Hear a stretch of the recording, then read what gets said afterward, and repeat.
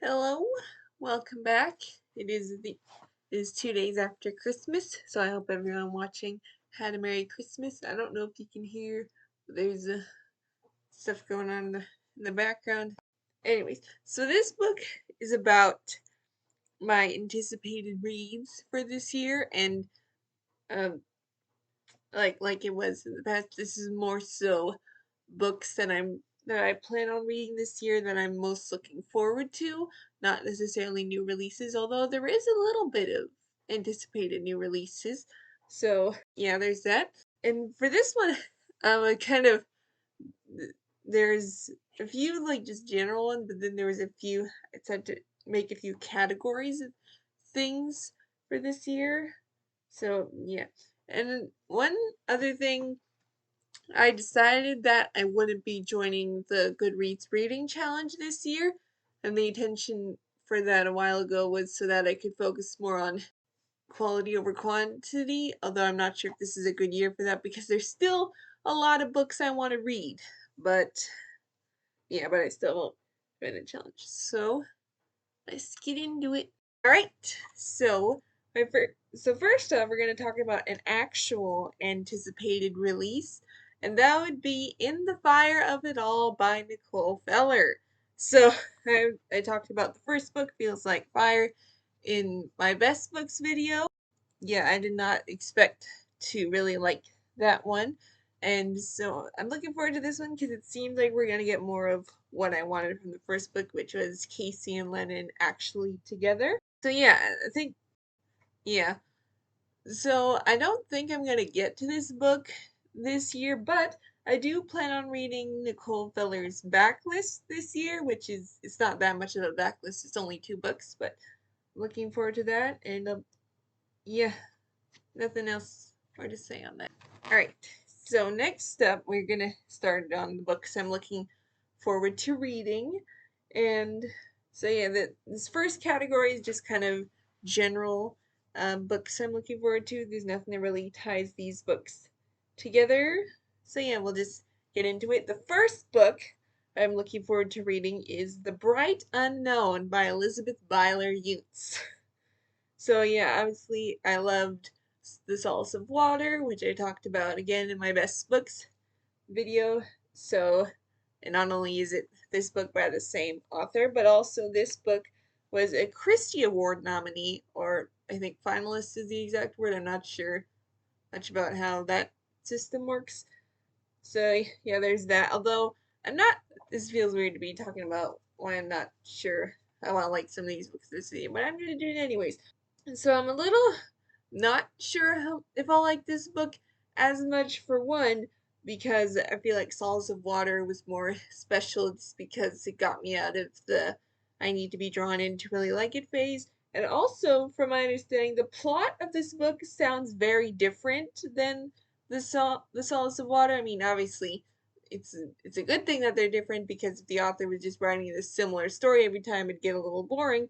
But I'm not sure how I'm gonna like this story as much. So, but I guess we'll see. So this next book was a book with a plot that genuinely sounded interesting to me, and that book is Love and a Little White Lie by Tammy L. Gray. So, so I didn't when I first added this book to my TBR, I didn't know that much about it. Now, going through looking at this sorry.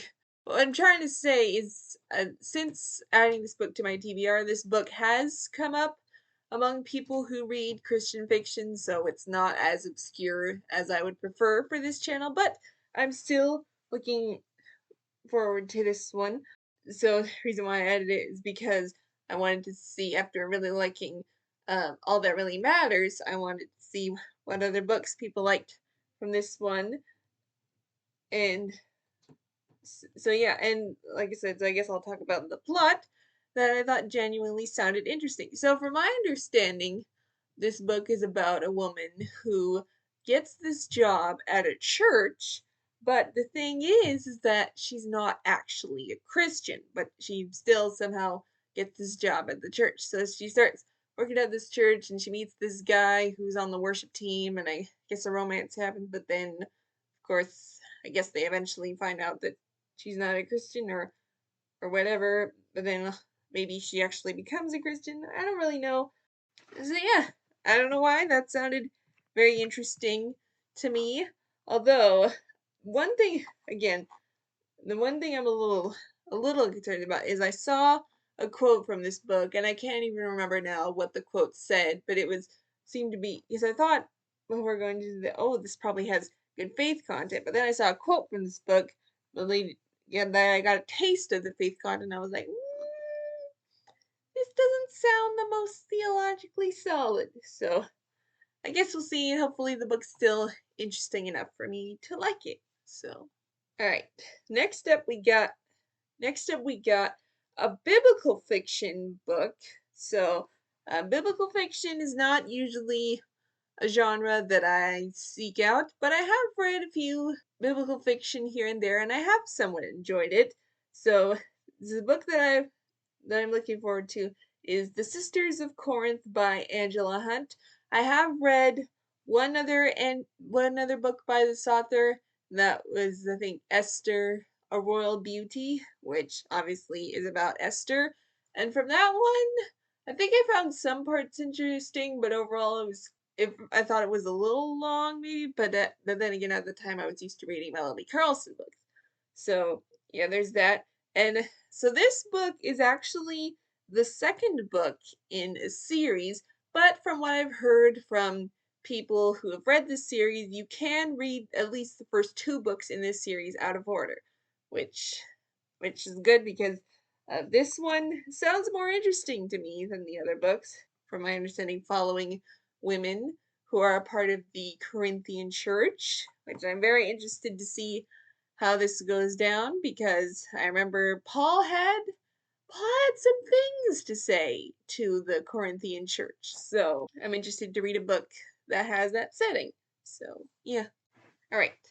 So next up, for another book I'm looking forward to is The Sewing Season by Katie Pauner. So yeah, and obviously I talked in my anticipated videos for last year, anticipated reads for last year's video. Yeah, I talked about Katie Pauner's book Where the Blue Sky Begins, and I did mostly like that one. Although there were a few things I didn't care for, but I feel like that was more of a me problem. But I think this one I like. Again, from my understanding, it focuses on a friendship. Although this time it's a friendship between I think a 65-year-old man and a 16-year-old girl. Curious how that's gonna play out. So yeah, and also from what I found, it seems like this is Katie Pauner's debut book. So that'll be interesting. And I feel like Katie Pauner is gonna be one of those authors where I read everything she has because there's not that many of her books and a lot of the covers are pretty. So yeah, there's that. What else? Oh yeah, there are a few for reference a few other authors that are like that for me. So for one, Laura L. Smith, I have read all of her books. Well, at least all of her fiction books. And then I think another author that's shaping up to be that is Nicole Feller, because again, she doesn't have that many books, but I want to read all of them. So yeah, another book that I'm looking forward to, but I am also a little worried about the faith content in this one is Hope's Enduring Echo by Kim Vogel Sawyer. Surprisingly, I haven't read anything by this author, which I mean that's surprising because her name is definitely familiar, but I guess I've just never wanted to pick up one of her books until this one. And the reason why I wanted to pick up this one was because of the creation science element, because the main guy in this book wants to make a scientific discovery that will back up the biblical worldview. So yeah, I feel like that should be interesting, especially in a historical setting. So yeah, there's that. But again, so with the faith content, from what I've heard, so I guess another thing is so the main girl, her dad I think broke his leg or something, and I guess he hasn't healed from it in a while, and the main girl is kind of like she doesn't want to pray about it anymore because she doesn't think God's gonna listen. And then I guess the faith content that I read about is that the main guy encourages our main girl that to hold on to hope about her father's healing, which that maybe this is just being me nitpicking. And I was like, shouldn't we instead have hope in our future inheritance in heaven and the fact that we're saved or whatever? But again, maybe that's just me being nitpicky. We'll see how this one plays out. All right, so that is all for the general books I'm looking forward to. Now we're going to get into a category. So this is from the genre that I wanted to try this year. That genre is fairy tale retellings. And this is mainly because of Lindsay from BFCG. Because we know she loves her fairy tale retellings. So yeah, so I wanted to try this genre because I know in my I need to be drawn into really like it phase was really hard for me to get into fantasy. So I wanted to look into fairy tale retellings because a lot of them are fantasy, but I thought they'd be easier to get into because they're probably not as complex and the story is somewhat familiar. So there's that. But I didn't want to go too crazy adding too many of those books before I know if I even like the genre. So for this year, I've got 5 fairy tale retellings on my TBR, although one is not quite on the same level because it's more of a contemporary retelling, and I'm not even sure if I am gonna get to that one this year because I feel like towards the end of the year I might have to cut down my TBR a bit. There's that. So I think last year for my anticipated reads video, I mentioned a category of books, but then I didn't say which one. So this time, I will talk about the fairy tale retellings I'm most looking forward to. So the first one I'm looking forward to is Coral by Sarah Ella. This one actually isn't because of Lindsay. This is because of another person that I follow on Goodreads. And the thing that interested me about this one was not actually that it was a fairy tale retelling, but more that this book made this person cry when she doesn't usually cry in books. And I don't know, for some reason I want a book that'll make me cry because I feel like I rarely do that in books. So yeah, there's that. So this one I think I'm not even sure it's a retelling, but is based somewhat on The Little Mermaid, obviously with the title Coral. So yeah, nothing else more to say on that one. And then another fairy tale retelling I'm looking forward to is A Thieving Curse by Selena R. Gonzalez. So this is a Beauty and the Beast retelling, although instead of the main guy being cursed to be a beast, he is instead cursed to be a dragon.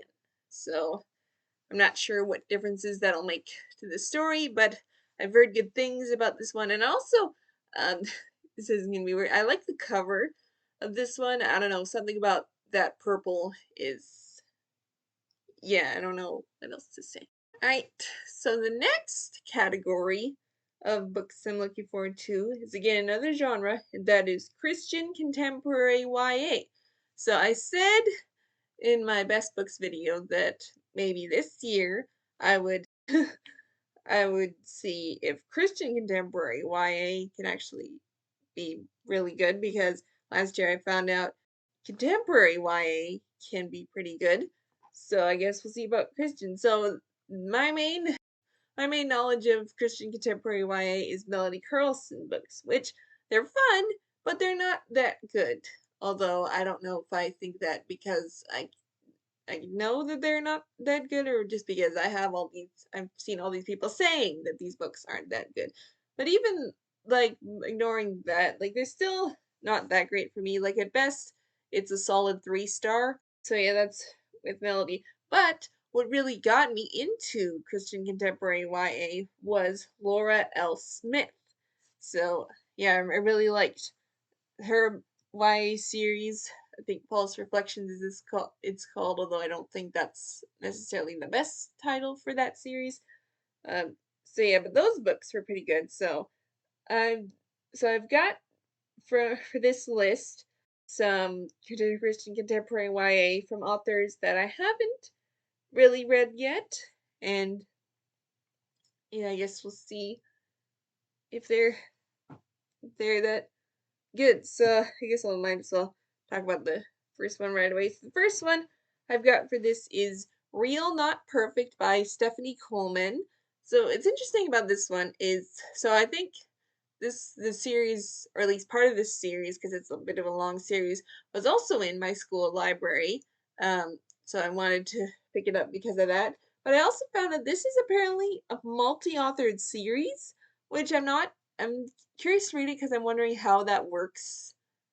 If they're following the same group of characters but different authors. I guess we'll see how that works. And also, I have not seen, I think, anyone talk about the series. Not even Lindsay from BFCG. And I know she also loves her contemporary Christian YA. I don't know why she hasn't read the series yet, but it's okay.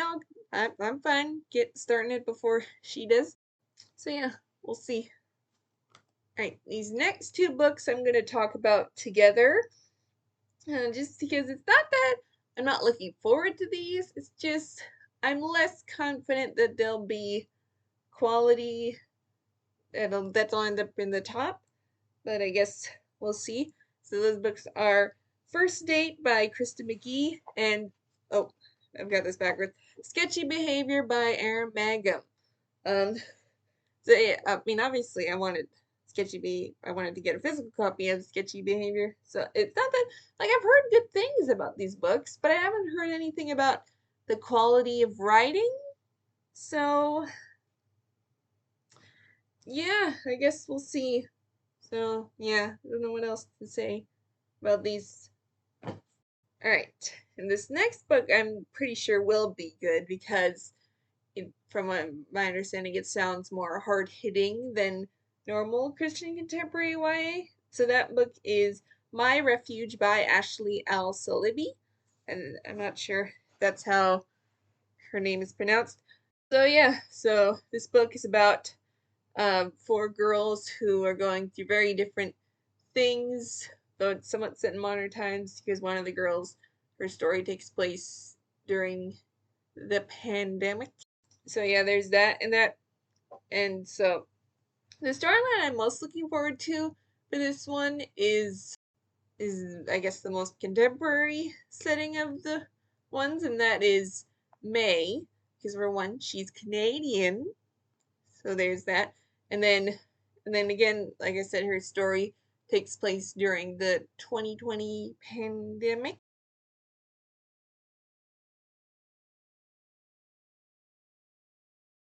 So yeah, there's that. And also, this sounds really weird to say that I'm looking forward to this story, but her story seems to be about a guy in her class trying to get her to send inappropriate pictures, um which again, it's a weird storyline to be looking forward to, but apparently from what I've heard, that storyline is handled pretty well because yeah, apparently it's not as preachy as when that topic comes up in other Christian contemporary YA books. So we'll see how they handle that.